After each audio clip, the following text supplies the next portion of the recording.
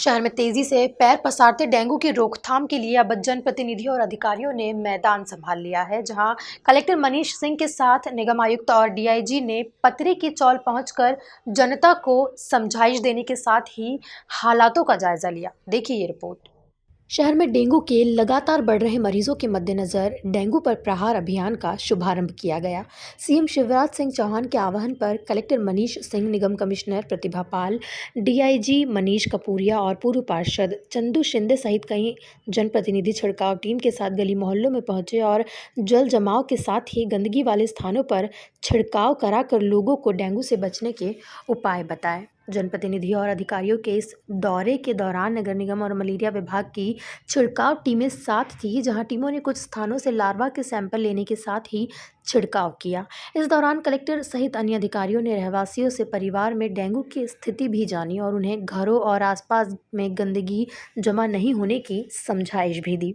माननीय मुख्यमंत्री जी ने 15 तारीख को सभी प्रदेशवासियों से आह्वान किया है, शहरी और नगरीय ग्रामीण क्षेत्रों के, कि कुछ समय निकाल करके अपने घरों में ये देख लें कि कहीं कोई ताज़ा पानी एकत्रित तो नहीं हो रहा है। 7 दिन तक अगर ताज़ा पानी एकत्रित रहता है तो उसमें डेंगू के लार्वा पनपते हैं और डेंगू का लार्वा सुबह 10-11 बजे तक ही इफेक्टिव रहता है। 2-3 फीट हाइट तक जाता है वो, और एक स्थान से वो अधिकतम 400 मीटर तक जा सकता है वो। उसके हिसाब से, प्रोटोकॉल के हिसाब से हम लोग प्रिकॉशंस लेने का सभी जनता को बोलते हैं, सभी रहवासियों को बोलते हैं।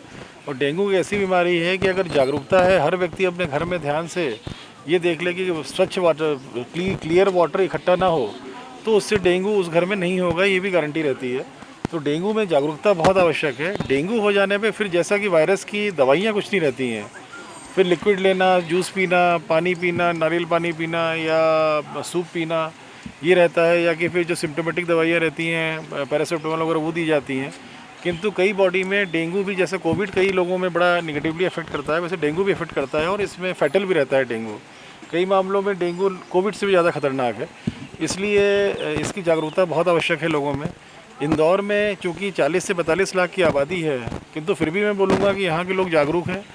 अभी हम लोग यहाँ स्लम बस्ती में पतरे की चाल, जो मालवा मिल चौराहे से पाटनीपुरा चौराहे आते हैं तो बाएं हाथ तरफ पड़ती है, मिल की भूमि पे यहाँ आए हैं। यहाँ की बच्चियाँ, यहाँ के बच्चे, यहाँ की महिलाएं बहुत जागरूक हैं, क्योंकि महिलाओं की, बच्चों की जागरूकता सर्वाधिक महत्वपूर्ण रहती है हर परिवार में। और सबको मालूम था, आइडिया था कि डेंगू से बचाव के घर में क्या प्रिकॉशंस रखने हैं, सबने रखा भी था। खुशी की बात है ये। और जब इस तरह के क्षेत्र में ऐसी जागरूकता है तो स्पष्ट है कि बाकी जगह भी जागरूकता होगी, पर थोड़ा ध्यान देने की ज़रूरत है लोगों को घर में। क्योंकि हमें जागरूकता होने के बाद भी अगर हम घर में खुद ध्यान नहीं देंगे या देखेंगे नहीं या चेक नहीं करेंगे, तो कोई ना कोई गलती रह जाती है, त्रुटि रह जाती है, जिससे कि डेंगू का लार्वा पनप सकता है। तो उसकी सावधानी हमको बरतनी है, क्योंकि अब जब बरसात ख़त्म होगी और उसके बाद जो पानी भरा हुआ रहेगा, क्लियर वाटर, उससे डेंगू का एक प्रकोप और आएगा। अभी भी डेंगू है, किंतु फिर एक प्रकोप आएगा। इसलिए बचने के लिए जागरूकता के तहत अगर लोग अभी से दृढ़ संकल्पित हो जाएंगे तो ये नहीं होगा। मैं शुभकामना देता हूं पतरे की चाल के सभी रहवासियों को। इसके साथ ही अधिकारियों ने घरों के बाहर पड़े अटाले, टायर आदि को लेकर रहवासियों से इन्हें हटाए और छिड़काव करने की बात कही। ये बहुत महत्वपूर्ण है, शासन का ये अभियान है। माननीय मुख्यमंत्री जी ने आह्वान किया है कि इसको कोविड मुक्त तो किया गया है, अब पूरी तरह से हमें अन्य बीमारियां, जो डेंगू और अन्य बीमारी जो फैल रही है, उस पर कारगर प्रतिबंध लगाना है। इसी क्रम में आज कलेक्टर साहब, कमिश्नर नगर निगम, मैं यहाँ आकर के इस अपनी एनटीसी की जो ये कॉलोनी है, यहाँ एक तो जागरूकता का सभी लोगों में संदेश भेजना है और साथ में जो इसके प्रिवेंटिव मेजर्स हैं उसके संबंध में भी सबको अवगत कराना है। और ये भी देखना हमारा उद्देश्य था कि ये प्रॉपरली हो रहे हैं या नहीं हो रहे हैं। हर्ष का ये विषय है कि सभी लोग यहाँ पे जागरूक हैं, मतलब छोटे बच्चे और बुज़ुर्ग तक इस बात से अवगत हैं कि ये डेंगू किस प्रकार फैल रहा है और उसके प्रिवेंशन के क्या साधन उपलब्ध हैं। मतलब प्लेटलेट्स कैसे गिर जाते हैं, उनको रिवैम्प करने के लिए क्या उपयोग, देसी दवाइयाँ और इवन जो मॉडर्न मेडिसिन है, कौन कौन सी उपयोग में लाते हैं। तो ये बहुत ही हर्ष का विषय है और मुझे पूरा विश्वास है कि यदि इतने जागरूक लोग हैं तो हम इस बस्ती में डेंगू तो एटलीस्ट नहीं फैलने देंगे। ये बहुत अच्छी बात है, लेकिन हमें अलर्ट रहना है। और ये संदेश यदि लोगों के पास है तो वो भी प्रचार का माध्यम बने, स्वयं भी लोगों को अवगत कराएं, जागरूक करें ताकि इंदौर को हम डेंगू मुक्त कर सकें। पूर्व पार्षद चंदू शिंदे की माने तो समय समय पर हम यहां आते रहेंगे और जन समस्याओं का निवारण करेंगे। आज से जो 10 दिनों की ड्राइव है वो बेसिकली इस चीज़ पे कंसंट्रेट की गई है कि सभी बस्ती क्षेत्रों को इसमें आइडेंटिफाई किया है जोन स्तर पर, और अगले 10 दिनों तक चूँकि डेंगू के केसेस अपने यहाँ थोड़े निकले हैं, इसके अलावा ये समय भी ऐसा है जिस समय डेंगू का जो फ्लो रहता है, इसी को ध्यान में रखते हुए ड्राइव पूरी प्लान की गई है। आज सभी जनप्रतिनिधियों ने, सांसद जी, सभी विधायकगण अपने अपने क्षेत्र की बस्तियों में गए हैं। सभी जो पूर्व पार्षद हैं वो अपनी बस्तियों में इन कार्यक्रमों में शामिल हुए हैं। इसका उद्देश्य ये है कि डेंगू से बचाव का जो सबसे बेहतर उपाय है वो लोगों की जागरूकता है। सभी लोग इस बात से परिचित रहें कि घर में कोई रुका हुआ पानी ना रहे या पानी भर के बहुत दिनों तक हम लोग ना छोड़ दें। कूलर या टायर्स या पुराने टूटे फूटे बर्तन या इस प्रकार की अन्य चीज़ें हैं जो अनुपयोगी हैं और जिनमें पानी भरता है, जिनमें लार्वा पनपते हैं, उनके बारे में लोगों को बताया जा सके।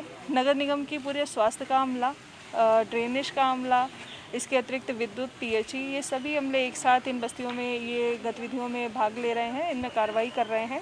आने वाले समय में भी ये लगातार बस्तियों में ये कार्रवाई चलती रहेगी। उद्देश्य यही है कि जो फॉगिंग है, चाहे वो क्रूड ऑयल का छिड़काव है, ये सभी चीज़ें भी जहाँ पानी भरा रहता है या जल जमाव की शिकायतें हैं, पॉइंट्स हैं, इन सभी बस्तियों में हम लोग इनको टाइमली टैकल करें ताकि आगे चलकर ये लार्वा डेवलप होकर किसी को इस बीमारी से ग्रसित ना करें। इसके साथ ही रहवासियों ने जनप्रतिनिधियों और अधिकारियों के सड़क समेत कई अन्य शिकायतें भी जानी, जिन पर अधिकारियों ने जल्द से जल्द संज्ञान लेकर कार्रवाई करने की बात कही है। सिकरवार की शिकायत नहीं की है मैंने, पर मैंने ये ज़रूर कहा कि ये सड़क बनना चाहिए। ये सड़क वो बनने नहीं देते, क्योंकि आज की तारीख में झार सिंह सिकरवार नाम है उनका और वो मिल का इंचार्ज है, तो वो सबसे ज़्यादा रोड़े अटकाता है कि ये सड़क नहीं बनना चाहिए। मैंने एक नहीं कई बार दे दिए, चाल वाले मिल लिए चल के कि भाई मूलभूत सुविधा तो सरकार, केंद्र सरकार हो या राज्य सरकार, वो देती है। आप सड़क बन जान दो, सड़क कोई उठा के तो ले जाएंगे नहीं। पाटनीपुरा ये यहाँ से नंदानगर को जोड़ती है, परदेसीपुरा, जनता कॉलोनी, भागीरथपुरा, सबको जोड़ता है ये सड़क। तो हम तो ये चाहते हैं, और इस रोड का ट्रैफिक कम हो जाएगा। मेन रोड का ट्रैफिक कम हो जाएगा यहाँ से।